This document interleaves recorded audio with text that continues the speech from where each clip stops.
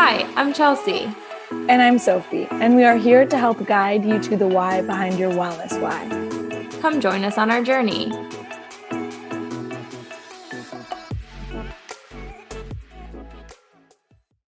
Hey, Chelsea. Hey, Sophie. Excited for today's podcast. Me too. I love this topic. I'll let you explain it a little bit, but as always, I feel like I say this at every beginning of the podcast. I feel like this is going to be a good one. This is a much needed topic of discussion. Oh, yeah. So, we are going to cover protein, friend or foe. We're going to answer all the questions you have. Is there such thing as too much? Do I need to eat it right after my workout? Is there a superior protein? Do I need to take a supplement? So listen in as Chelsea takes it away. Yes. Let's just start off with what is protein? So, like you had said, this word is thrown around a lot, and I'm pretty confident that if you would go around and ask people like, what is protein? People would probably be able to like give an example of it or know the basics, but a lot of times there's a lot of other words thrown around with protein, like amino acids, complete protein, incomplete protein. And so let's just take a step back and clear the air with like what it is, what even is it?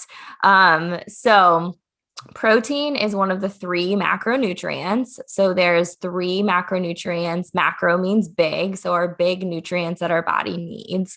Those three macronutrients are protein, fat, and carbohydrates. So obviously, protein is one of those. It is made up of 20 amino acids. So when you hear of amino acids, kind of think about like the building blocks of protein. So I always use a Lego analogy. Like the structure that you make with Legos is the full protein, and then the actual Lego pieces are the amino acids of protein. So 90s kids, take it back to your childhood and think about that. So what's really cool is our bodies can actually make 11 of these amino acids, but in order to function properly, we still need to be getting 9 of these other amino acids, and that is where food comes into play. But, again, I don't want to get too much into the science of all of this. So let's talk about amino acids for a second, but make it pretty simple to understand.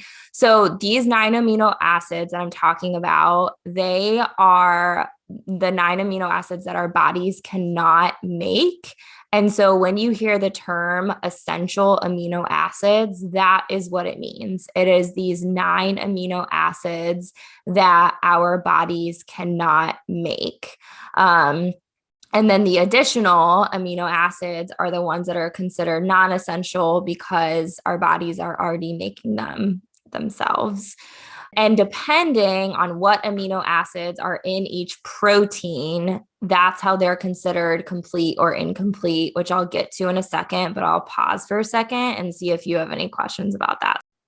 So can you get these other 9 amino acids from food? Yes, exactly. So that is exactly what these like 9 amino acids are. That's what we're relying on from food. Now, I know we'll probably get into it in a little bit because I know the one question that definitely comes up on a daily basis is, do I need to be taking a protein supplement? So we'll be talking about protein shakes in a little bit, but since we're already on the topic of amino acids, let's talk about that. So, you hear your people taking amino acids around a workout. And as we have said in many other podcasts, there's a time and place for everything. But yes, to answer your question, Sophie, you can get these 9 essential amino acids from food.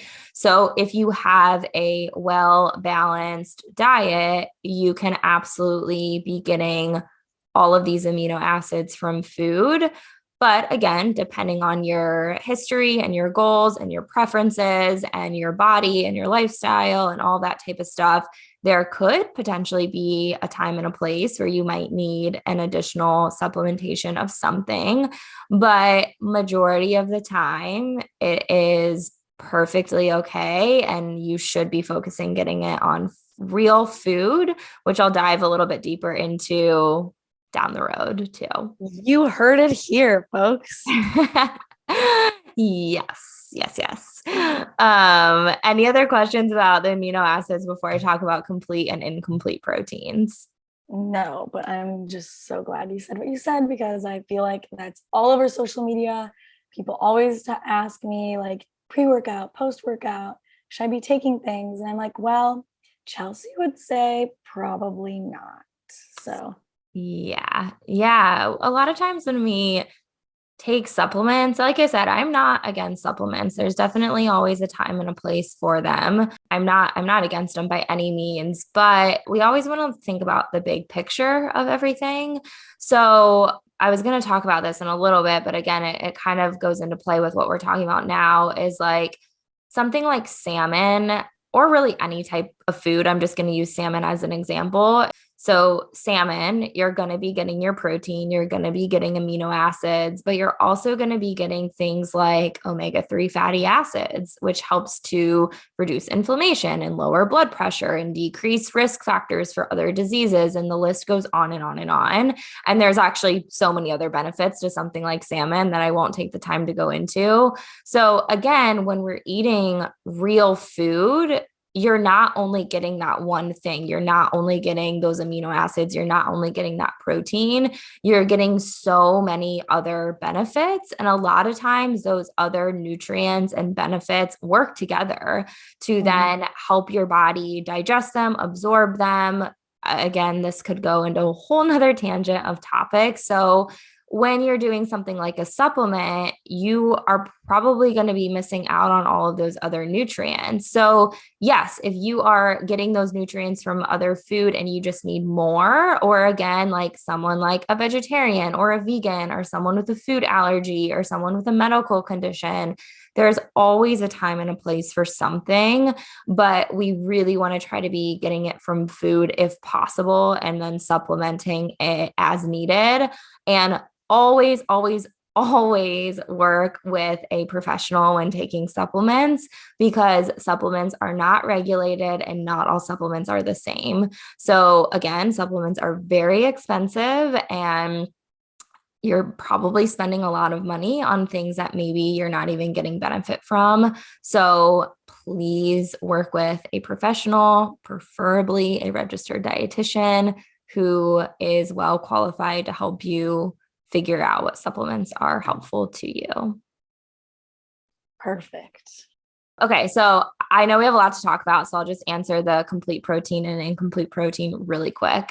So, complete proteins are the ones that hold all of these 9 essential amino acids. Those are mostly going to be coming from your animal products, so meat, fish, poultry, eggs, dairy. And then there are some plant-based products that are also considered complete proteins, soy products such as like tofu, tempeh, soy milk, edamame, quinoa is another example. So when you're eating those foods, you know, just right off the bat, you're getting those essential amino acids.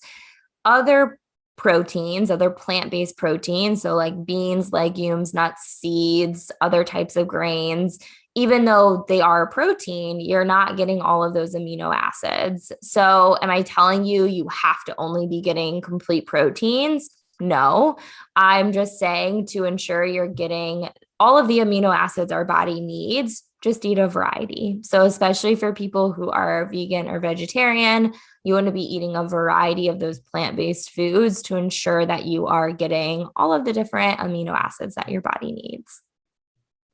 Amazing. So having like beans and quinoa would be great. Yes, exactly. Pairing them is great. Just eating a variety throughout the day and the week. This will also ensure, again, you are getting a mix of a bunch of other nutrients, but yes, get a variety of these foods. And Chelsea, I feel like this is a big question because people think it's, I'm going to ask you kind of 2 questions. People think it's the same, whatever, well, a bunch. Is there such a thing as too much protein? And is there a difference between men and women? Yes, absolutely. So, for both of those questions. There's a difference between men and women. There's actually even a difference between every single individual in the world. So I don't even want to just like categorize men and women because all men should be eating different amounts of protein and all women should be eating different amounts of protein. So the answer to that question is yes, which I'll dive into. And yes, your body can get too much of anything, but specifically with protein, we want to be careful because protein can also impact our other organ function as well. So we just want to be really mindful of, yes, it's super important to be getting enough protein, but too much of anything is not beneficial in one way, shape, or form. And so we want to be mindful of not getting too much to impact other areas of our health as well. So there is a fine line. There's a really gray area. And this is what makes protein so hard because you hear people push and push and push and push protein, but there is a thing as too much. And can you eat too much in one meal, like all at once? Yes, 100%. So that's a really good question because this again goes for everything. Our bodies can only digest and absorb so much at one time. And so again, this exact amount is different for every single person. So even taking like you and me, Sophie, like we're around the same age, but we have different heights. We probably have different weights. We have different muscle masses. Our exercise routines are different. Our eating habits are different. Our medical history is different. Our genetics are different. So like we're a really good example of like, if you would just categorize us from men and women, or even if you would just categorize us as like our age group as a woman, our needs are probably very different than that. And what you can absorb and what I can absorb is very different at one time. So there's not like a set in stone answer as to how much you can digest at one time. That does differ person to person. But yes, we want to try to be spreading out our protein throughout the day, which I think we'll get into a little bit more in detail in a couple of minutes. Perfect. This is great. Good. I'm glad this is helpful so far. And I want to ask, can you eat too much before a workout, and about how much should you eat? I know I worked with Chelsea for a little bit last year, and this is something we discussed because I work out a lot. It's like my job. And I even had an example, like, I feel like people think you need to eat more than they think before they work out. Maybe that's just me and how my mindset was. But then Chelsea had me really thinking. And after I ate like a big meal or a lot of protein, like working out is like the last thing I wanted to do. And if I ever did that, I would literally just feel like so heavy. Yeah. So I am going to take a step back and talk about how much you should be eating in a day, and then also answer your question like before a workout, after a workout, how much, because I did say spread it out throughout the day. So let's kind of break that down into what that might look like. So the general, and I'm going to like disclaimer, general recommendation for an equation of how much protein you should be eating is about 0.8 grams per kilogram of your body weight, which would be approximately 0.36 grams of your weight in pounds. So I know that's really complicated. So let's like actually take numbers and break this down. So if someone weighed, I just want to make like easy numbers to understand. If someone weighed 200 pounds, to get that in kilograms, you divide it by 2.2. Again, I'm not here for like a math lesson, but just to explain how I'm getting this. So that would be 91 kilograms we're using as someone's body weight. If you then multiply that by 0.8, that would mean that they were eating about 73 grams of protein a day.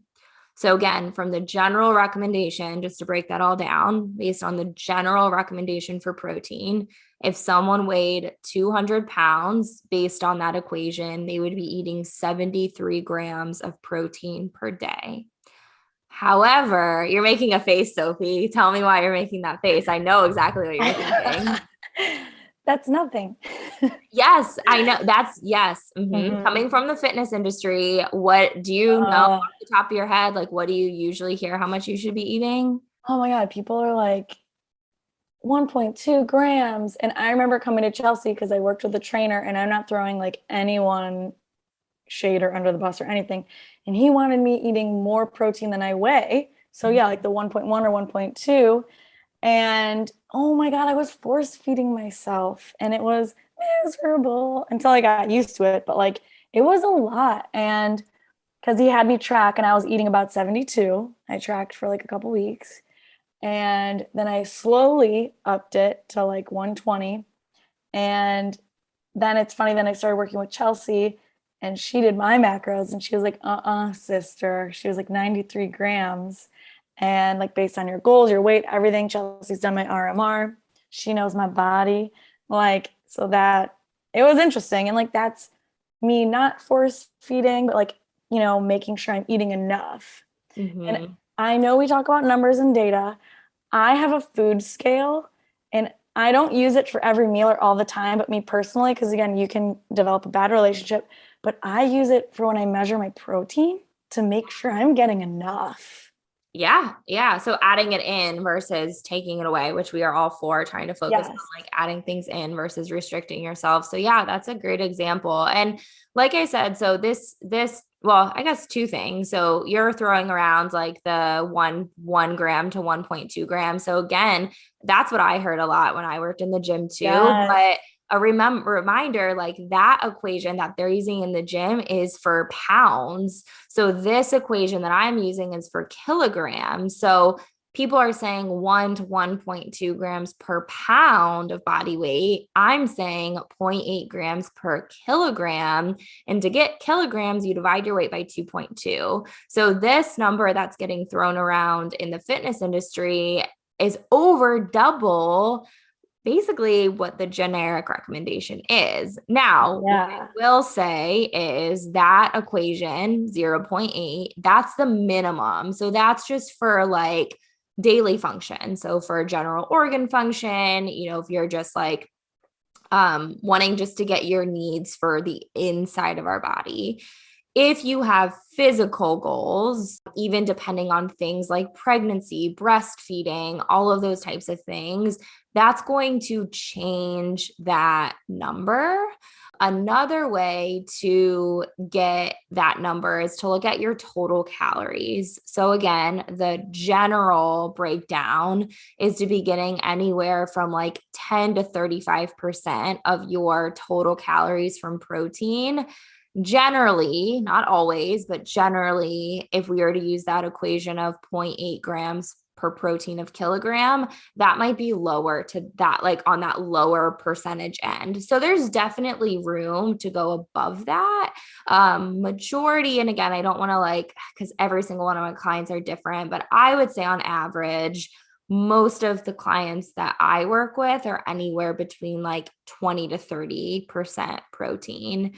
Again, depending on their goals and their lifestyle and all of that type of stuff. But the general, again, I'm saying general a lot, but I really want to emphasize general. The general recommendation, if you are looking to like build muscle or change body composition, that equation goes closer to like 1.4 grams per kilogram, or even maybe a little bit more. So I hope that doesn't confuse people. No, that's great information. I also feel like from personal experience, when I was eating more protein and better about it, because I suck at it right now, probably, is I was like, obviously it keeps you fuller for longer. And I wasn't like craving like as much sugar and like bad foods when I was really on my protein game. Yes, exactly. Yes. And I think that's a really good point to kind of get to your next question of you want to spread it out throughout the day. And you're exactly right. Like all of the reasons you just mentioned. So there's obviously physical reasons you should spread it out throughout the day, just in terms of like digestion, balanced energy, making sure our body is absorbing it properly. But then that also relates to how you're feeling. It helps with consistent energy throughout the day, decrease of cravings, balanced hunger cues, and all of that type of stuff. And yes, so you're exactly right. And the real reason behind, well, there's a lot of reasons, but especially from like a hunger standpoint, when people say like protein helps keep you fuller longer, That's simply because it takes our bodies longer to digest it. I always use the analogy, I love this analogy of comparing, like actually thinking about breaking down a protein source versus a carbohydrate source. So if you were to take a piece of chicken and put it in water, like a cup of water, it's just going to sit there. It's not going to do anything. Versus if you take a piece of bread and put it in water, it's going to become super soggy and it's going to start to dissolve and digest on its own. So that cup of water is essentially your mouth and your body. And so, like, a same type of thing. Like, I know this is kind of gross to think about, but like, if you put a piece of chicken in your mouth and you don't chew it and break it down, it's just going to sit there. If you put a piece of bread in your mouth, it's probably going to dissolve on its own eventually, unless you're getting like a cardboard piece of bread that probably isn't truly bread. That's probably just labeled as it. My But favorite kind. my favorite. So if you think about like the breaking down, like our bodies have to work harder to break down protein. So it takes longer, which is why it keeps us fuller for longer because it's not being digested as quickly. But that's also why it helps with our metabolism too, because it's like giving our bodies work to do in a positive way, just kind of like exercise is. So this kind of gets into your question of eating around a workout. And again, I kind of want to take a general day first, and then we can specifically talk about working out. So if we think about protein throughout the day, it's a lot easier to think about it, how much you should be eating per meal or snack versus like that big goal. So again, I'm just going to use like a very basic example. So let's say someone's goal is to eat 100 grams of protein in a day. Again, I'm not saying you should be eating 100 grams. It's just 100 is an easy number to break down. So if someone were to be eating 100 grams of protein in a day and they were eating 3 meals a day, that's only 33 grams per meal. And to make it even easier, a lot of times people are adding in snacks. So if you were to be eating, let's just say 3 meals plus 2 snacks, that could look like a lot of different things. But again, to kind of like spread it out realistically, if we think about the typical American diet, our lunches and dinners tend to be a little bit bigger, which always it shouldn't be how it is. But even if we just think about the standard food that we're eating, a lot of times it is a little bit easier to get a little bit more protein at lunch and dinner, because again, that's where you might be having a bigger animal source like chicken or even like a piece of fish, and that's going to contain a little bit more protein than maybe some of your vegetarian sources. So if you were to have like anywhere from 20 to 30 grams of protein at a meal and like around 10 to 15 grams of protein at a snack, that's going to get you to your goal right there.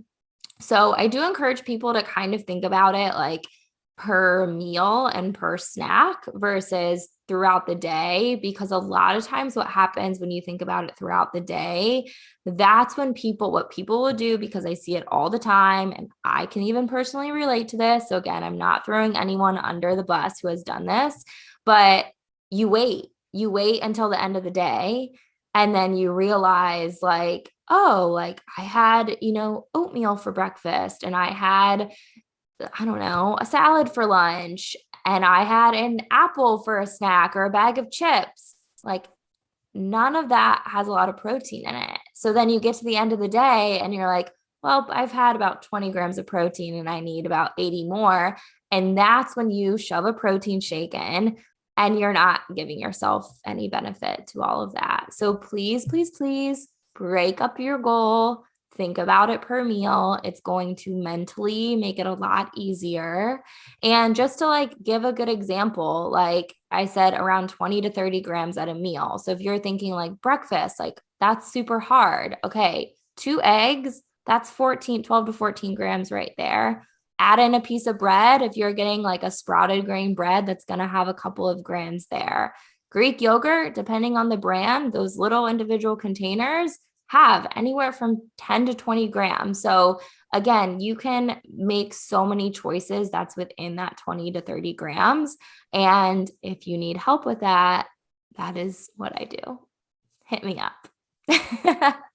Oh my God, I heard a trainer like a few weeks ago said he had 80 grams of protein in his smoothie. I was like, I I was have no like, comment for that. I know.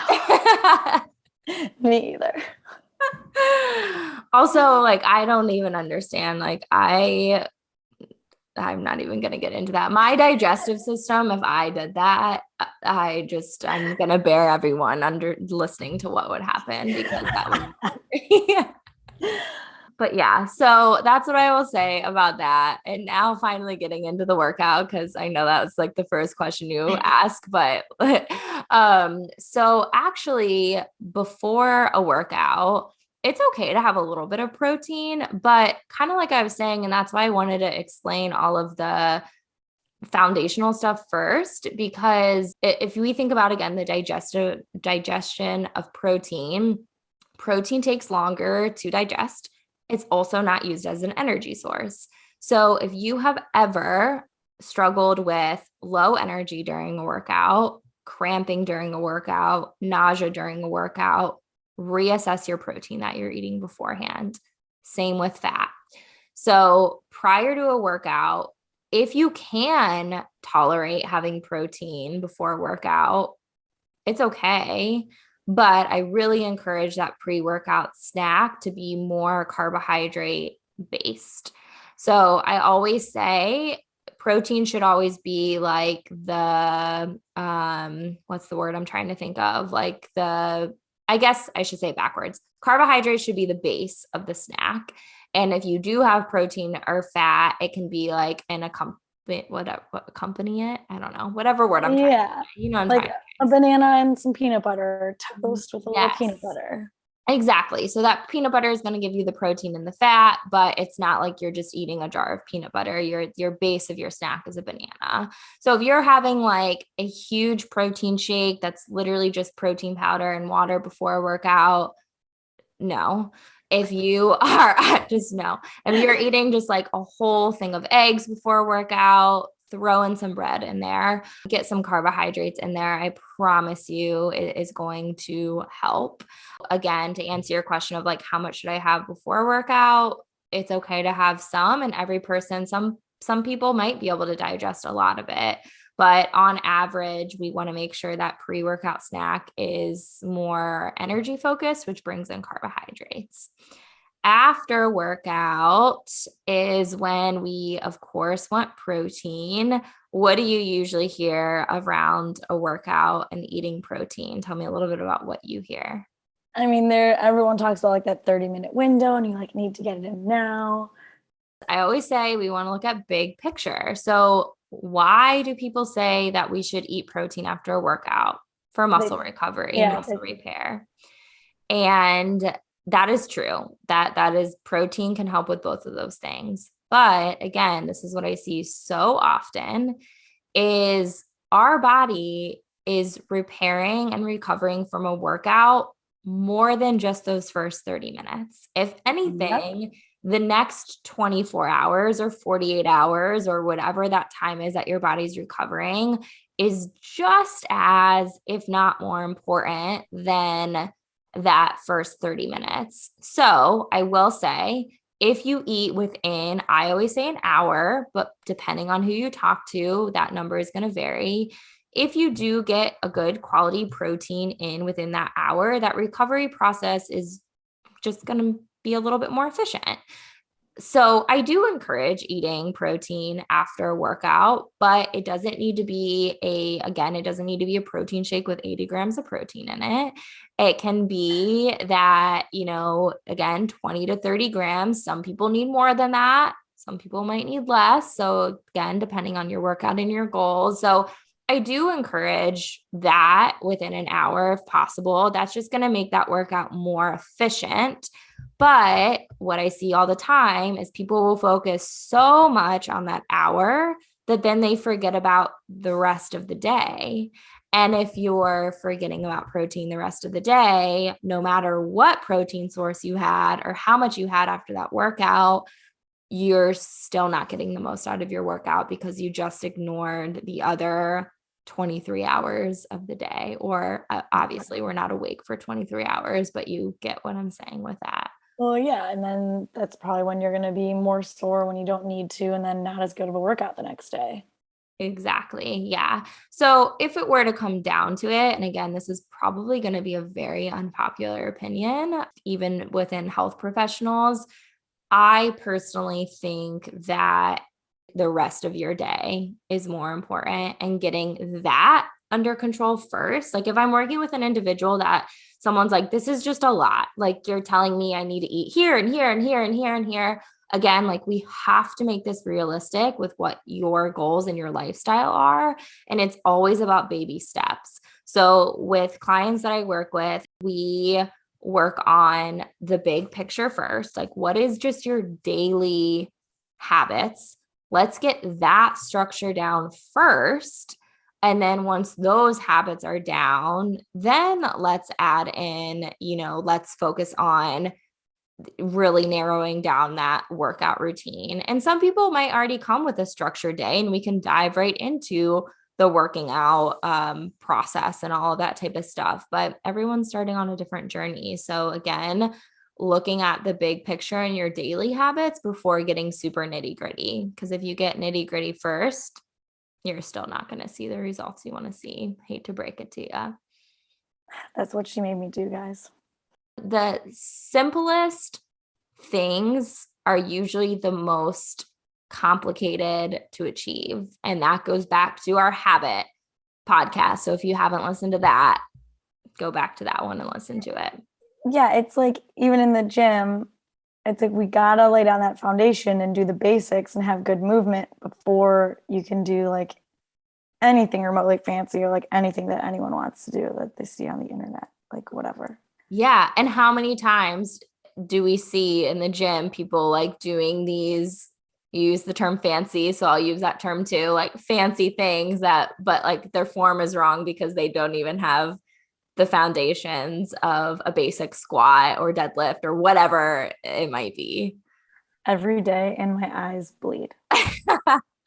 I feel the same way about nutrition. Again, like there's so much out there that I completely understand. It's easy to get wound up in because sometimes even people ask me a question and I'm like, did I miss the research on that? Like what, what? And then I go and I do the research and I look into it and I'm like, no, this is just another myth that you have to get the foundation down first to see the benefit of whatever your goal is.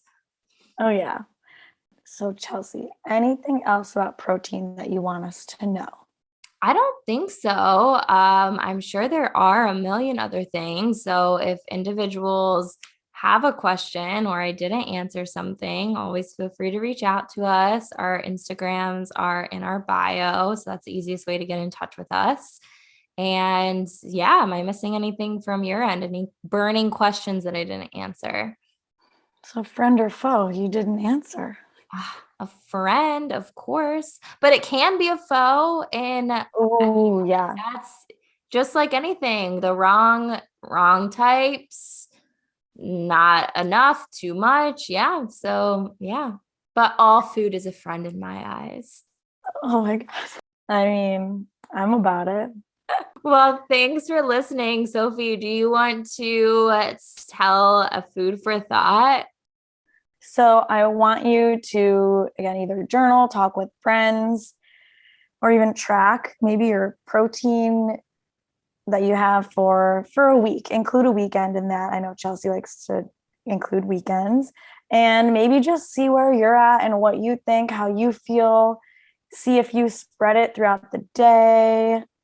If you like notice you had a really big meal with a lot, like how you feel after, things like that. Yeah, I always say, and that's once again, why our podcast is called what it is. If you understand why something's happening, it makes it a lot more realistic to be accomplishing whatever you want to accomplish. So protein is one of them. Understanding, even if you don't make the changes, even if you don't change when you're eating protein or how much you're eating, if you start to notice these habits around it, everything that Sophie just mentioned, are you having cravings around times you're eating, how much protein are you eating, how are you digesting protein. If you understand what is happening inside of your body, it's going to make it a lot easier to then start making those habit changes. So, love those food for thoughts. And thanks so much for listening. Thanks, guys. Later.